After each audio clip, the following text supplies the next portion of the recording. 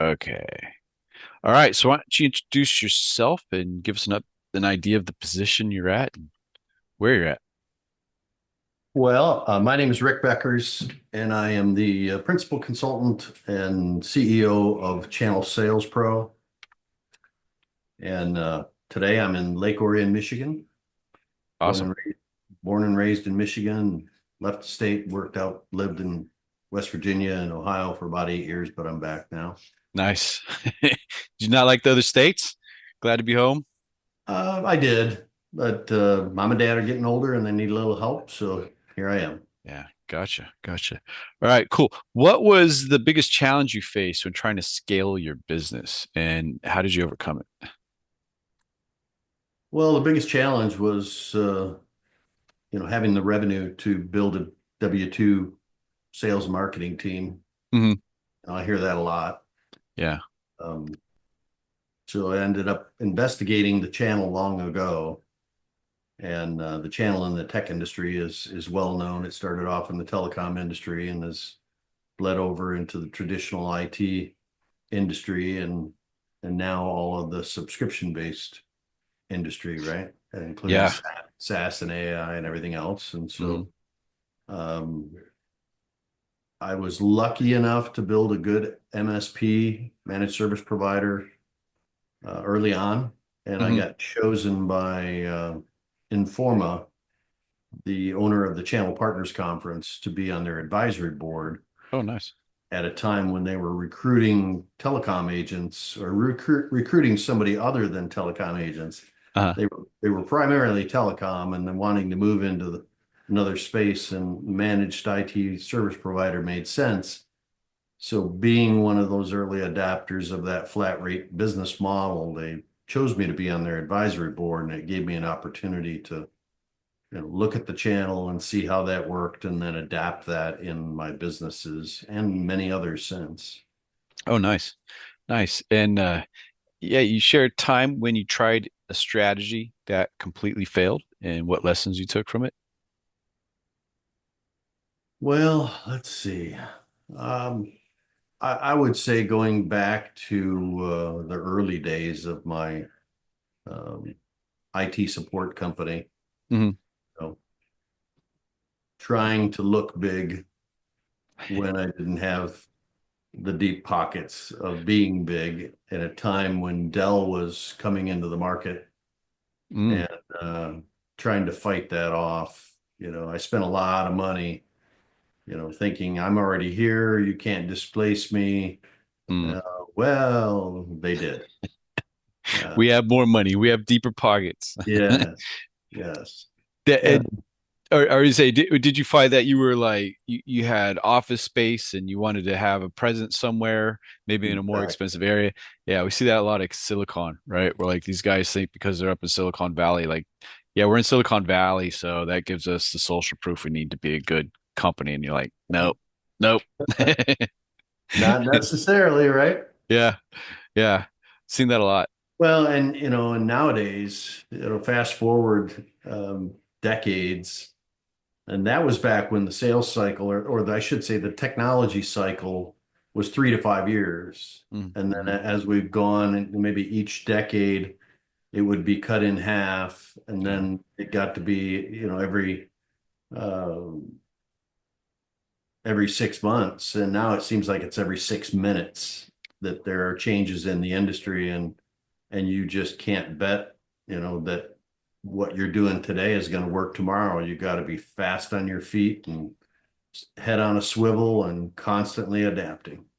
Yeah, it's so fast. So maybe there's something there. Like, what do you think in things being so fast and trying to provide an IT solution or a SaaS solution? Like, how do you know that you're going to be relevant next week?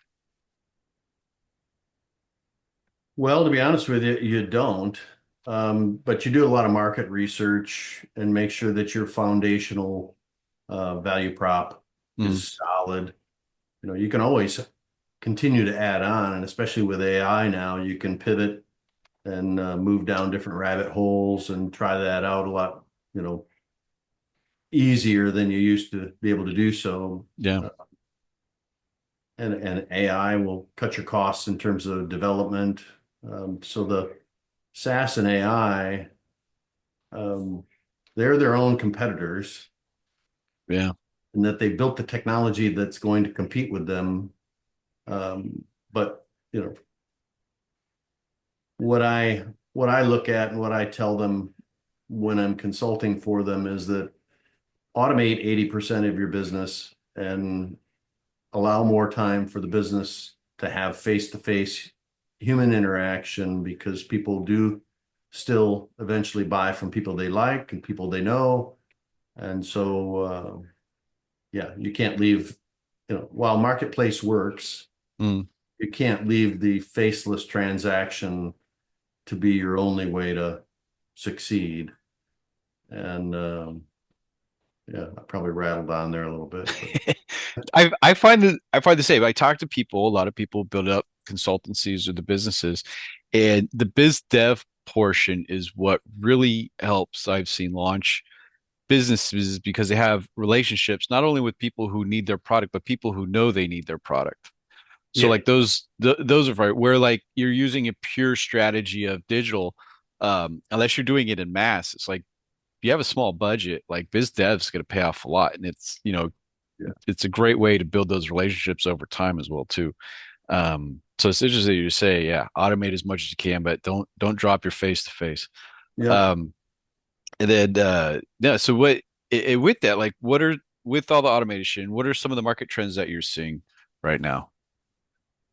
Well, the first place that SaaS and AI hit, which makes sense, was sales and marketing automation. Hmm. Uh, we've taken some of the traditional sales cycles of the past for, I mean, huge telecom carriers, and sliced them by tenfold, Well, um, by being able to find the data that we needed at our fingertips within minutes.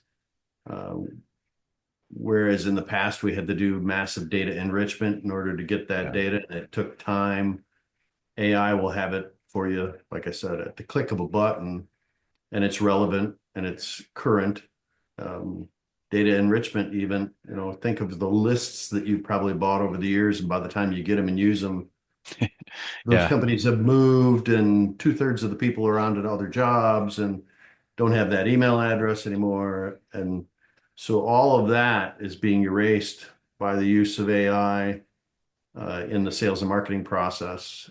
And it's driving revenue, um, and scaling organizations much more quickly than we've been able to do in the past. yeah. I remember working for major corporations, and I'd have to get in a line to run my query. Be like, okay, I need users who follow these variables. Okay, we got this ahead of you. We can get that to you next week. You're like, but no, we're launching a product this week. Like, I want to get this message out. And like, no, you got Right? to get in line. You're like, oh, come on, Yeah. man. Like, even if I told you 3 months ago, you would still push it. Like, Yeah. Well, and that was when compute was not nearly as strong as it is today. So all of mhm, those things, compute and data availability and AI, yeah, uh, have changed the game. So it kind of came to me. I would say you would probably agree. It came to you, and that you have, and I have decades of experience in this stuff, and I've evolved with every change that ever existed since the computer came out, because I mhm, was a damn fine typewriter repairman when computers came out. So uh, I just evolved right into it. yeah, But all that knowledge that we've amassed over time, makes us very effective in the one-on-one with people, handling, rejections, objections, hmm, and finding ROIs and TCOs and all of those things. We can do that flying by the seat of our pants. And so if you get us the data faster, we can close deals, close deals, close deals, close deals, and then teach people how to do that, obviously. hmm. So I think the industry has come to guys like us, where a lot of people might actually think at first thought that, oh, well, time to retire anybody past 35, because the technology is just there to replace them. But no, that's not the truth at No, all. they can't connect the dots like we can. Yeah, exactly. And they also, a lot of them can't have conversations with other people because of the Well, there's that. socially how Uh, they come up. but the Yeah. biggest thing is look at the networks that we've built. Yeah. I know everybody at every TSD and vendor and the trusted advisors, the feet on the street, Hmm. the VC and funding experts. I know all of those people. Hmm. And so putting together strategic partnerships and making referrals is kind of like being the conductor of an orchestra for me anymore. It's just like, and you, Yeah. and you, and it's fun. It's fun, especially when things work out great. Oh, I'm so glad you introduced me to so and so. And then they're like, oh, I'm so glad things are going great. We're moving in this direction. And like, yeah, it's Yep, cool. yep. Cool. What marketing or growth strategies did you try that didn't work at all? I mean, this has been a controversial topic for the longest time, but Hmm. SEO, pay-per-click. I mean, pay-per-click works, it's just a matter of calculating your customer acquisition cost and determining whether or not you want to Pay spend, for that. Yeah. yeah, pay for it to get the return. But SEO, um, you know, I see ads all the time. SEO is dead. In some cases it is, but in most cases it is. But Hmm.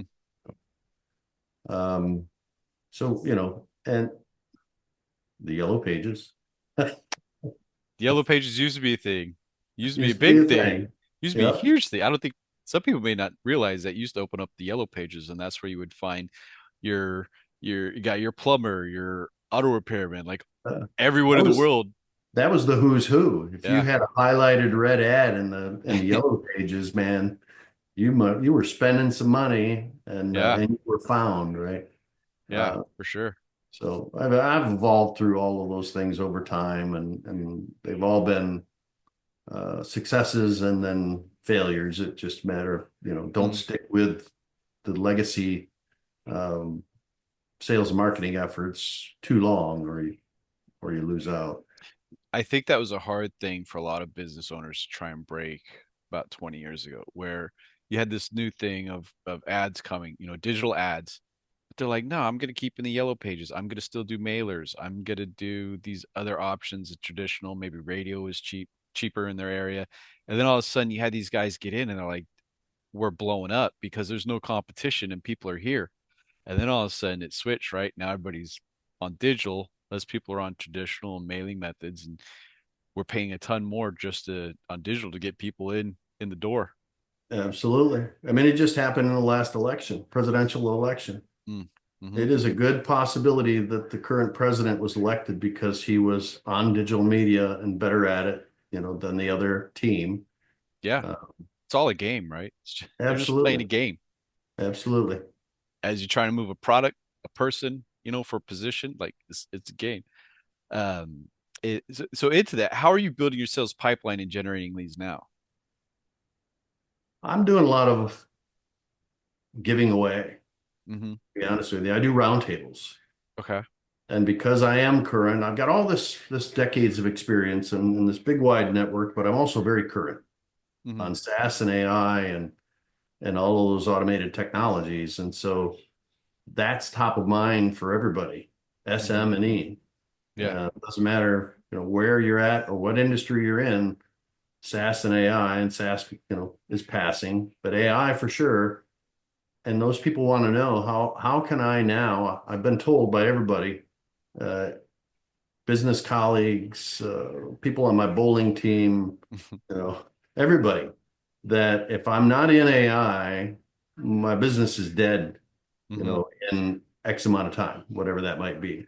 So I put it out there as an attraction in the headline, if you will. But I do deliver true value to everybody that's in the roundtables, and there's no sales pitch. So it's completely wide open for everybody to do, just like you did with me. I mean, what were your successes? What were your failures? What are you seeing? What are you trying? All of that. And it's colleagues getting together and exchanging ideas. And then, guys like me that have that deep connection into the industry, bringing in little nuggets of, oh, you need to do that. Well, here's a tool for you right now. Put that in the Hmm. chat. And then, you can hear this silent round of applause, and this guy goes, "Oh my God." So it's fun. But that's how I've been doing it for the How you consulting company. how are you finding these people though? How are you getting them into your roundtable? I'm pulling them off of LinkedIn. Okay.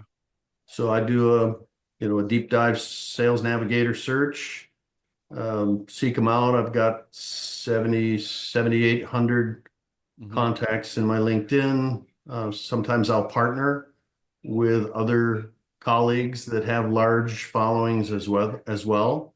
And if there's synergy in the audience that we're looking to speak with, then we'll target them together and market out to them collectively, Hmm. and then kind of sit on a soft panel so that there's a mention in that roundtable, and everybody gets to put their contact information in the chat while we're having the roundtable. So everybody's exposed, but the panelist gets a little bit higher level exposure. Hmm. And how many people do you have in the round? Is it like a virtual round table or is it a It chat? is. Yeah, it's Yeah, it's virtual. just a virtual roundtable. They generally last an hour. The first, um, they're averaging about 42 people, Okay. Nice. which It's a good is amount of people. Yeah. and every one of those roundtables, two or three people will directly reach out to me about and qualify themselves as being someone who wants to speak to somebody like myself to solve the problem that we're spot on for. Hmm. And so it's been very effective, and it's nowhere close to being a sales pitch at all. Yeah. It's like they were looking, they found us, and we had the solution, um, and it was a no-brainer. Nice. And final question, are you using AI? If so, what are you using? I'm using AI for pretty much everything that we do. Yeah. Yeah.